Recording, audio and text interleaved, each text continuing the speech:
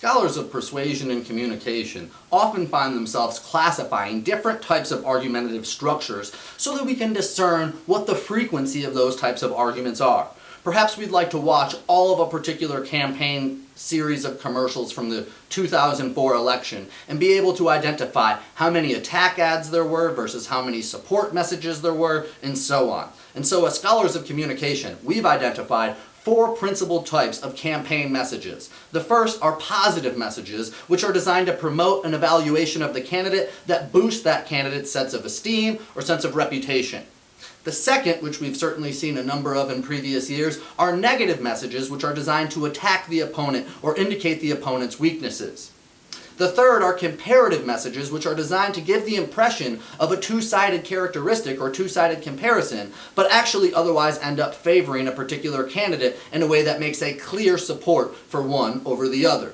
And finally, we sometimes see responsive messages. Responsive messages are used to answer those attack ads that have been issued by other opponents, and otherwise to respond to allegations or charges in ways that allow the candidate to save face and address issues of concern to the voters. One thing that might be interesting to note from our reading is that oftentimes attack ads aren't used in a campaign cycle until the final weeks before the election. Indeed, it's often in the days before the election that the dirtiest campaign ads come out. And you might ask yourselves, why do they save their dirtiest, worst campaign advertisements for the very end?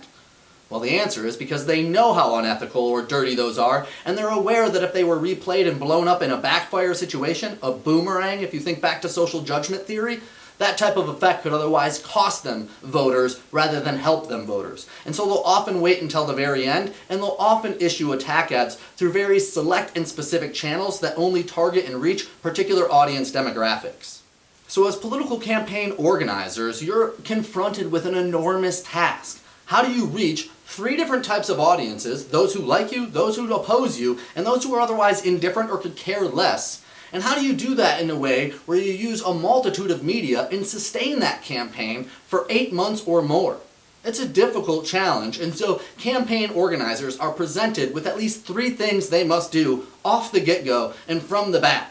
The first thing they have to do is come up with a master plan. And when we talk about creating a master plan, we mean thinking about how they're going to roll out their political campaign advertising over a period of somewhere between 8 months and sometimes 18 months as our political campaign seasons continue to stretch longer and longer. And so in this sense, political campaign advertising should develop a plan that coordinates the roles and activities of all of the various different volunteers and members that are going to be involved in a very dense structure of that organization's campaign effort. Additionally, those individuals who are responsible for creating the various different forms of online content early in the campaign should be very careful to use the candidate's full name and seek out ways to perform the most maximum, what they call SEO, or search engine optimization, which are ways to find the most effective Google results or to find yourself higher up in search engine results. Secondly, campaign organizers should think about the overall purpose of the campaign. Obviously, it's to get elected or to promote the idea of change that you're promoting in a policy campaign. However, it's more than just simply to change a policy or to get elected. It's perhaps to create name recognition so people know that that policy represents a particular change, to establish a difference between you and another candidate, to facilitate some credibility to your name or the brand that you associate with, to develop some trustworthiness or likability are all independent reasons why we might develop a campaign. And so if you're an incumbent candidate, it's likely that you already have name recognition, and so that purpose is diminished. However, if you're a candidate that's perhaps a young mayor, a freshman senator from Illinois, your need is to create important name recognition and likability. And so perhaps using branding things like hope and change and getting the endorsements of celebrity influencers can help create trustworthiness, likability, and establish name recognition in an important way. Third, and perhaps most important, it's imperative that campaigns identify secure stakeholders and individuals who can act as volunteers and fundraisers or donators to be able to sustain their campaign for the long haul. The earlier that candidates identify the various different stakeholders and communities across the United States, the more successful their on-the-ground movements will be. And so in this sense, you have to be able to note problems as you go, identify stakeholders who are the most helpful or the least helpful, and then use flexibility ability to provide campaign resources to individuals who are on the ground in different communities across the country to better be able to mobilize change.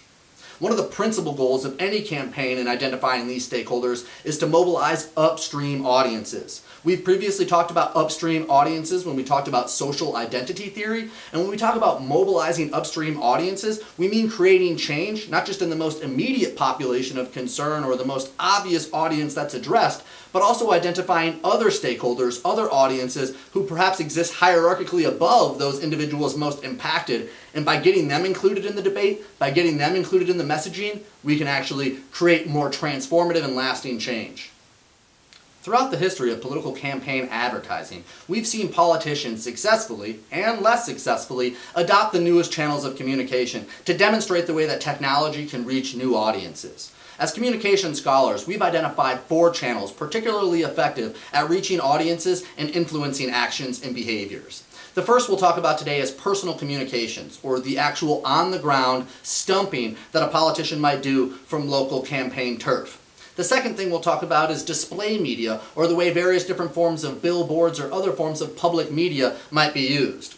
The third we'll talk about is print media, or the way direct mail, or even things like magazine and newspaper advertisements have been used both historically and also in our current society. And finally, we'll talk about electronic media and how electronic media has evolved from radio, television, into the new media technologies that we use today to reach audiences, things like Twitter, Snapchat, and even, as we see politicians now, adapting to things like TikTok.